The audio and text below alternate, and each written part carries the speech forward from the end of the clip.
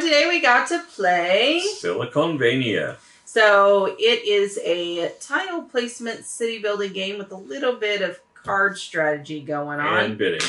Yeah, not my favorite. But anyway, but before we get into it, don't forget to hit that subscribe button and that notification bell because board games are amazing and that's what we do here at Legends of Nirvana. Now, this is also the first Halloween game of the season. Yeah. Yes. Halloween is coming up shortly. All right, Randy, so tell us a little bit more about this game. So this is a 2023 release. It's so new it doesn't have a Board Game Geek rating or rank yet. It's a 2 to 5 player game, average length of 45 to 90 minutes. It's probably about right. Age 14 and up. I don't know that this really has to be 14 and up, maybe 12 and up, I think. It's not that complex.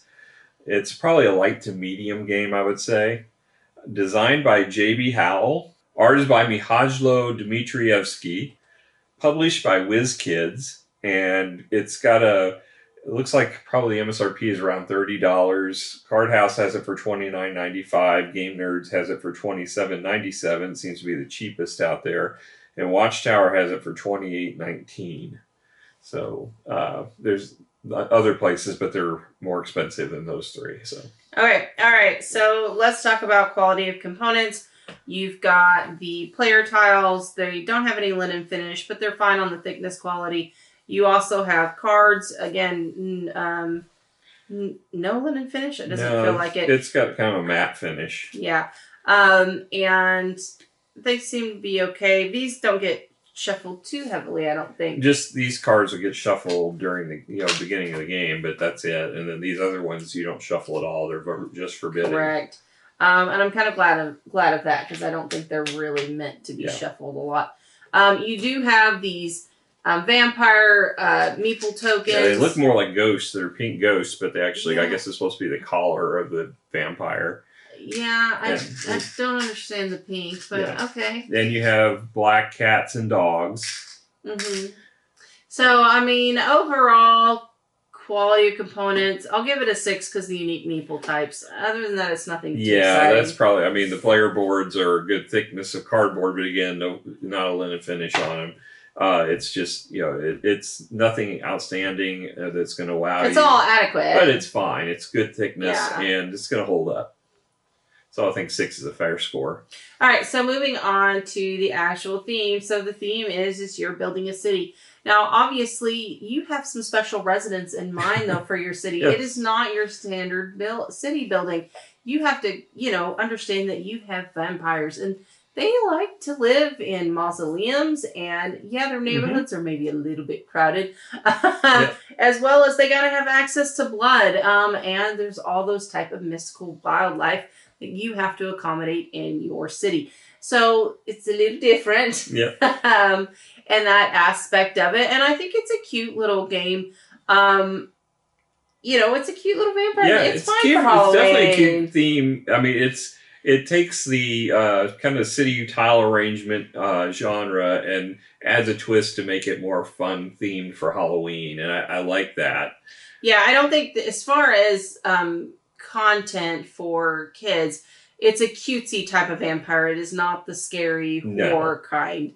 So, if you're looking at some of your, teenagers and things like that, you're not going to be, it's fine. It's fine. I wouldn't mind Sarah playing with this because I don't think there's anything to... Yeah, I don't think she would get some of the concepts of the tile arrangement or the scoring, but... But as far as content, the content's fine. The theme content is fine. It is family friendly. So I think, as long as you are okay with the vampire, kind of vampire theme in and of itself. All right, so theme-wise, I thought it was cute. I thought it was fine. I'm going to give it a 6.5. I'm going to give it a 7 just because I like the art of the characters. The art is pretty cool. I think it's really well done. And, the tiles, the little buildings on them are cool. And I like the fact that the vampires take the metro in instead of flying into your coffins. I thought that was really funny. The metro is the way to go. Yeah. I mean, why not? If you have a monorail system coming into your city, of course you're going to take that instead of wasting all that energy flying. That's what I said. All right, so moving on to the rule book. Randy, how was that? So the rulebook's 12 pages long, and it's got a nice cover on it with a picture that's kind of similar to the front. I guess it's similar, just shrunk. It's got a nice layout of the setup that's very easy to understand. Nice photos for that. Really easy to learn how to play this game because you have the bidding and the play of the cards and how that all works. Very well presented here, and the scoring is right on your player board. So that was really helpful trying to figure out how to score it because that's the main meat of it. The most complex part of it is the scoring. So I think that for a 12-page rulebook, this gets you into the game quickly. It has all the information you really need, and everything else is presented here. There's not going to be any questions. I'm going to give it a 9. I think they did a great job. All right, fantastic. All right, so moving on to the actual gameplay. So you first start out the round trying to place a bid. So you see the tiles that are facing the board, and you're going to choose one.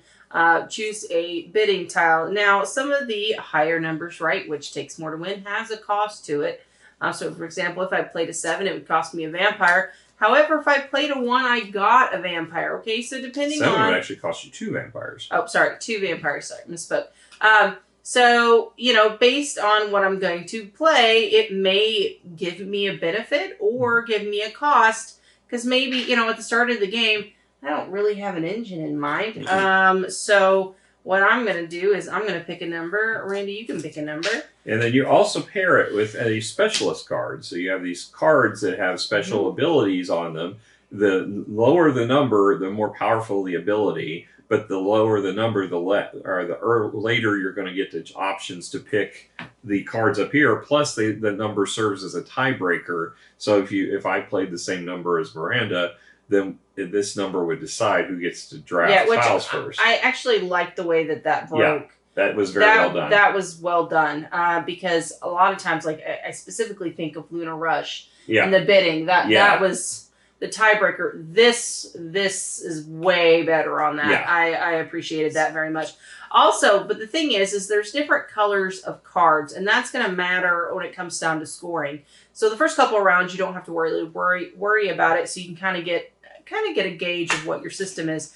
However, there's scoring mechanisms, and you're going to end up burying cards, 1 each round once you hit round... It's from round 4 till the 8. So you're going to have 5 scoring cards. So you're going to bury 5 cards. So, but if you bury them, you can't use the ability. Yeah. So that gets pretty tricksy because you may have a wonderful card, but if it's the right color that you're going to have to bury later, you may not be able to use it. Plus, it means you're going to dwindle your hand size, so you'll have fewer choices when you're making your selection. So it gets a little bit rougher, too, as well. So, again, we're going to pick one. I'm going to go for it. Go big or go home, guys. All right, so I've got my 2. We're going to flip over. All right, I did a 2. I did a 2 as well. Oh, so... I picked a 59, and yours... I picked a 3. So Randy's going to go first. So I get to draft my tiles, so now I can try to figure out strategy-wise, based upon the cards, if I want, I can use that as a judge. If I have a bunch of one color, I might want to go for that particular strategy of tile arrangement. But for now, also, no matter what arrangement you do, you're going to get points for these blood icons. So this one has 4, and since I don't have a particular destination or goal in mind at this point, I'm going to take that. And then you can place these tiles anywhere on your board. They don't have to go together. Which is nice because a lot of times you're tied down to placing adjacent. In here, you're not. So I'm going to put the blood on the edge so that I can form kind of a connected, because you get your largest region that's connected for scoring.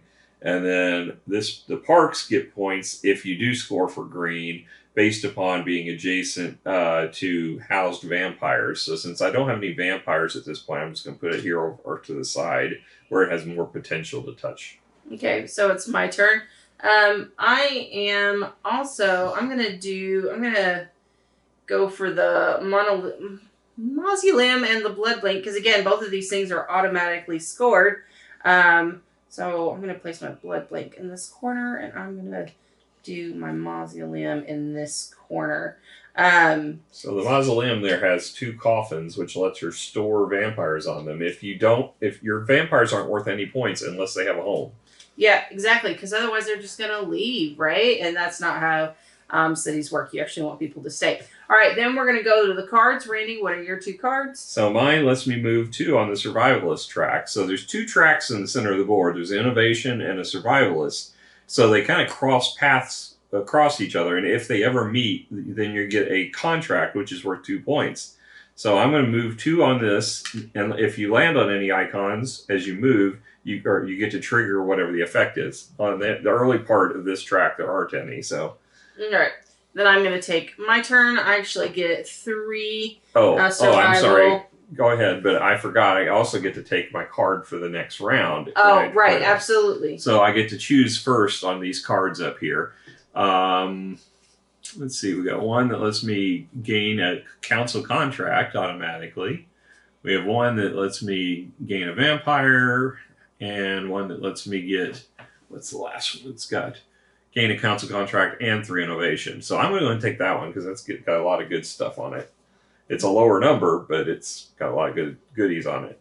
All right, and then I am going to pick that card. Yeah, the great card. Okay, so normally this is set up for a 3-player game because we were playing 3-player, but that card was just gone. All right, so that is the end of the round, and then you wipe the board, you place out new tiles, you replace the cards, refill, and then you do it over again. Now, you no longer have access to this 2 or this 3, so it gets flipped over.